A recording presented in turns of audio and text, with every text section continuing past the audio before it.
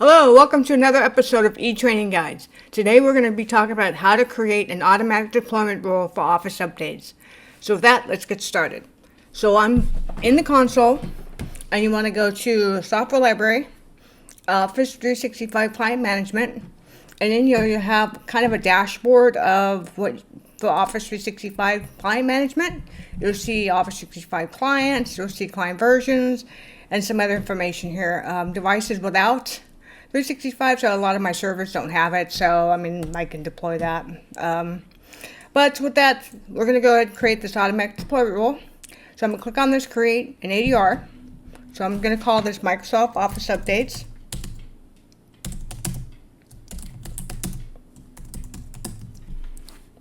And then I'm going to choose the 365 client template. Then I'm going to choose a collection. You can have a collection that has a collection of devices that have 365 installed. You can target that. Or if you just happen to know a collection where they're installed, or you just want to target a bunch of machines, you can do that. So I'm going to just select my Windows 10 machine because that's where I know I have Office installed. So I'm just going to select that. So I'm going to go ahead and create a new software update group. And then I'm going to enable deployment after this rule is run. So it's going to create the deployment for me. So I'm going to go next and go ahead and automatically deploy all software updates found by this rule. So that's what I'm going to do. And so here I'm going to select, let's see, I'm going to change that. So, because let me see, maybe 2 months. Let's see if I have any preview. Yes, I do. So what I want to do is also do required, and I'm going to click on 1 because I want to only target those required. And 1, and then you want to not do the superseded because in that list I saw some superseded. So now when I do, now I've only got 2 in there that's required. So if I scroll over, you'll see that this is when they were released, and the description I have required and what have you. So that's why I went back a couple months. I wonder if I go back a little bit more if I see more. So let me just, let's just see. I don't think so. Let's just see. Probably going to be the same 2, but I'm just curious. Yeah, it's the same 2, so it doesn't really matter. So I'm just going to go back 2 months. Normally, you run the ADR rule after you do your synchronization, your WSUS synchronization, and then the rule runs after that. But I just wanted to show you how to create the ADR. Okay, so I've selected my parameters. So I'll go ahead and click Next. Run this rule on the schedule. I'm not going to do that.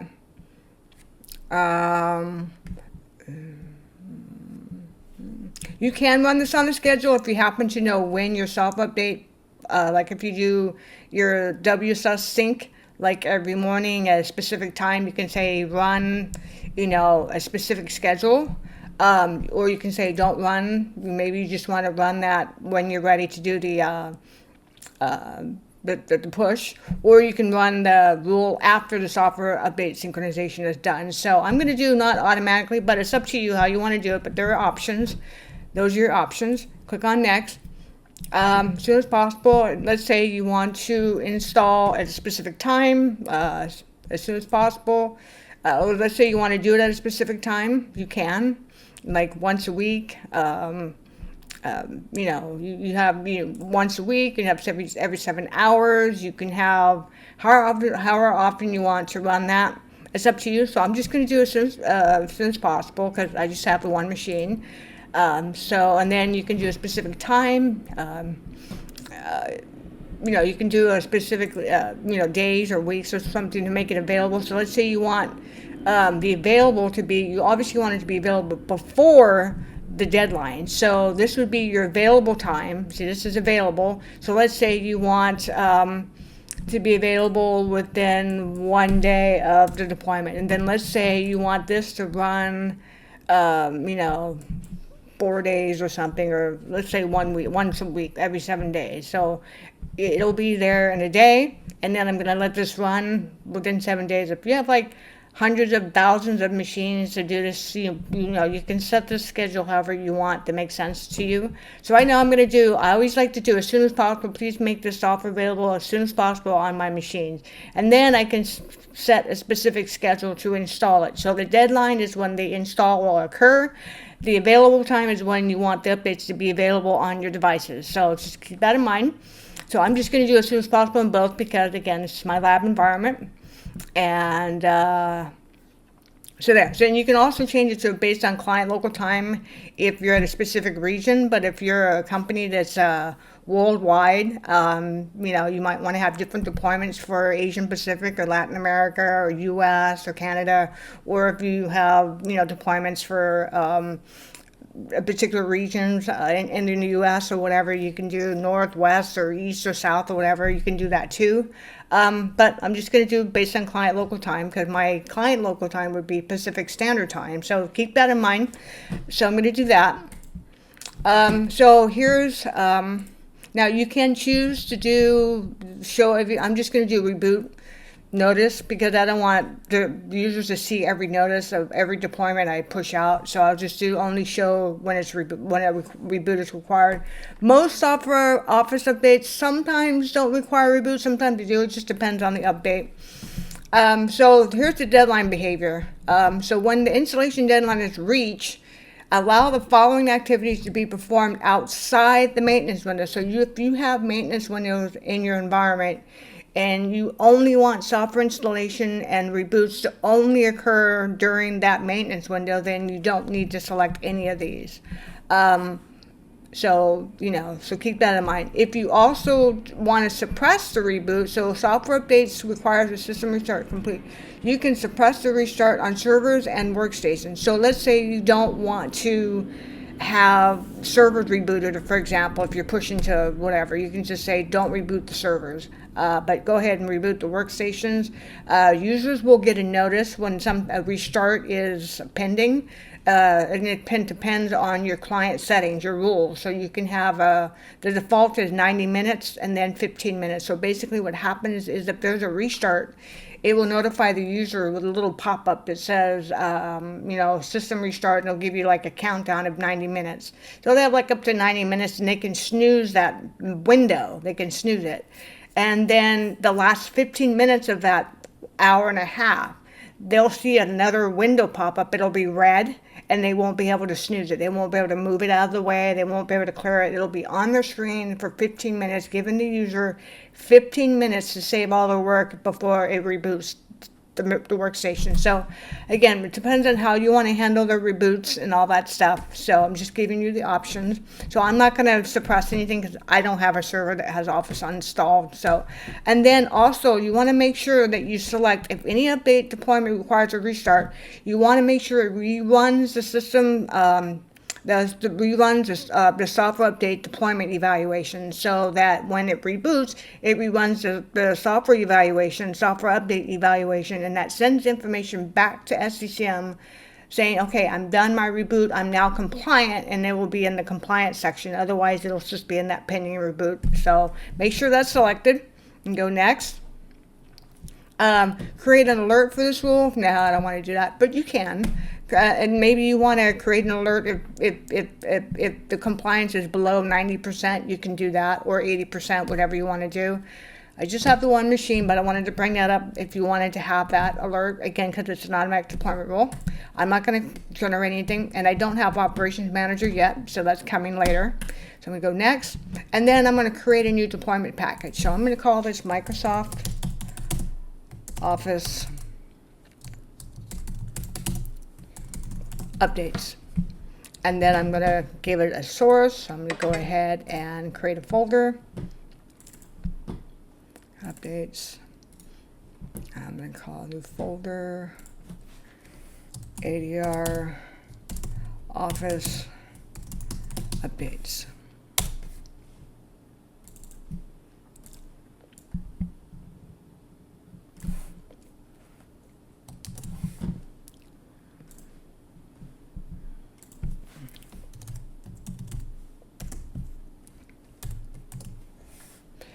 All right, and then click on enable binary differential replication. This minimizes network traffic between sites.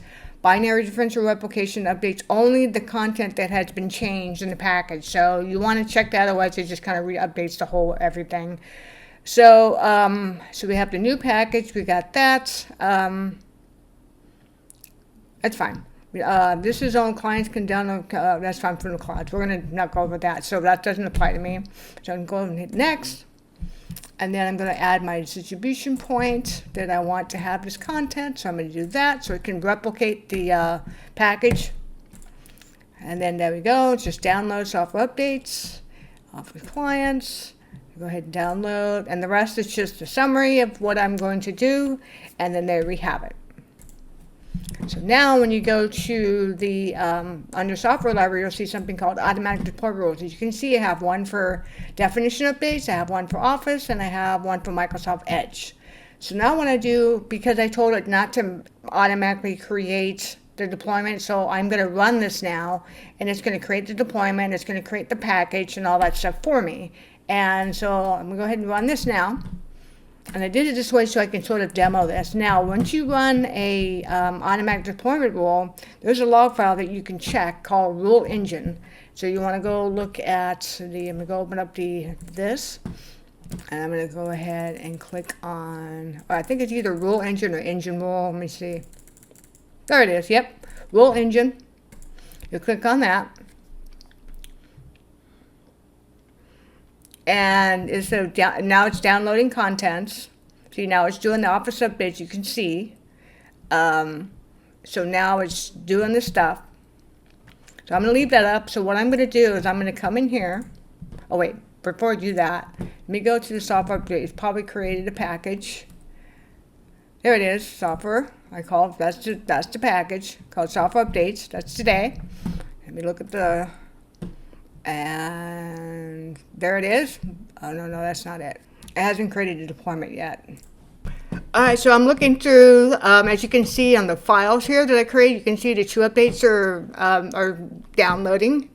And looking at this log, you can see that it's still kind of downloading these updates because I haven't gotten any further messages.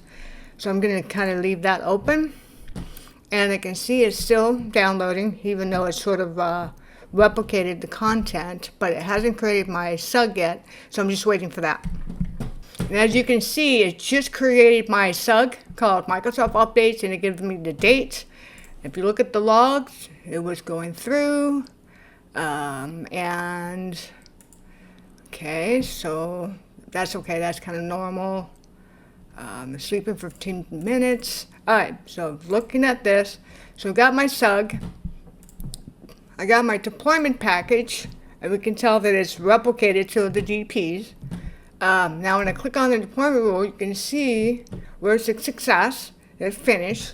So now if I get on my Windows 10 server, I should go ahead, and I should be able to do a machine policy and see that update on, again, they did all this automatically. All I did was create the rule. So every time I run that rule, it's just going to do all this for me immediately. Or, it'll go through its paces and create the package and replicate it and then create the deployment. So it takes that manual steps out for me and I can focus on other things. Now, obviously, it'll be on the system within the hour because that's how often it does systems check in. So now I've run that. I only just doing a machine policy. So let me go to Software Center. And because it's an update, it'll show up here. It hasn't shown up yet. So we're going to give it a few more minutes and check. All right, as you can see, it showed up. And it actually tried to run it, and it failed for some reason. So let's see why it failed. All right, let me just grab that. Let me open up the log files on the system. Let me go to C drive. CCM, CM trace. Open up CM trace, tools, lookup, and let's see what the deal is here. Okay, got it. So it's still actionable after apply. So it's probably a detection rule issue, which is fine. Let's retry. Okay, yeah, so we do that. Okay, so I actually had to click retry on both of these. So now they're both installed. As you can see, they're both installed. Since this does not require reboot, I'm going to go ahead and run a deployment evaluation. I'm going to go ahead and do that now. Actions, and then I'm going to run a deployment evaluation. Alright. So that's done. So when I go look at the version it's installed, so we're good there. So now I'm going to move this out of the way and come back to my SCCM and check out my deployments eventually, because they're for the monitoring deployments. And there's my office. That's today. Nope, that wasn't today. This one. Now it doesn't show anything yet because I just ran a deployment evaluation.